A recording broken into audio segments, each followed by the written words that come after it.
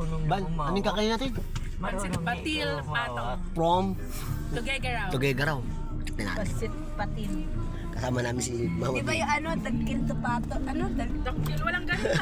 Dak- Hindi mo alam yun, Tagalog ka. Dinig ko yun eh. Walang ganun ka. Ang video po natin ngayon sa aming paglalakbay sa Isabela, Itiague. Napadaan po kami sa isang pansiteryang ang pangalan ay Loris Pansiteria Classic Batil Patong.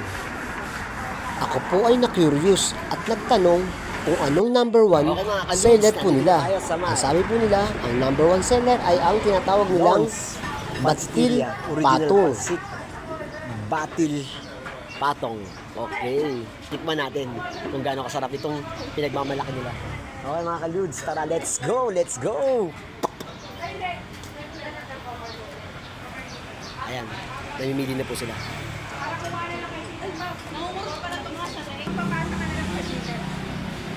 Ayan, umuorder na sila. Tikman natin sarap. Okay, napakarami pa lang nagpupunta mga vlogger na katulad natin dito sa mga ayan po, mga sticker ng mga vlogger. Kuya, pwedeng ano ka? Kami. Apa. Na-interrupt tuloy ang aking vlog dahil sa isang babae na akala niya siya ang binibidyo. Ito po ang pinagmamalaki ng mga taga Norte Luzon, ang Pansit Classic Batil Patong. Mga kaludes, sa tingin pa lang, busog na agad.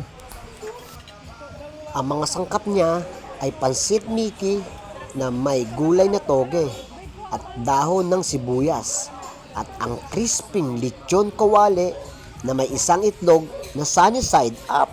Wow! Napakasarap!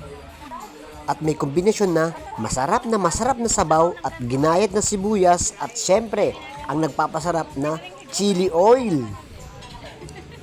Ang regular price niya ay nagkakahalaga ng 100 pesos at ang special niya ay nagkakahalaga ng 150. Pag kayo po ay napatungo at napadaan, tikman ang sarap ng pinagmamalaki ng mga taga-norte, ang Pansit Classic Batil Patong. May enjoy ka at mapapangiti ka sa kakaibang lasang sarap na may sahog pang kakaibang lasang crisping lechon baboy. Talagang napakasarap po mga kaludes. Kaya tara, tikman na ang Pansit Classic Batil Patong.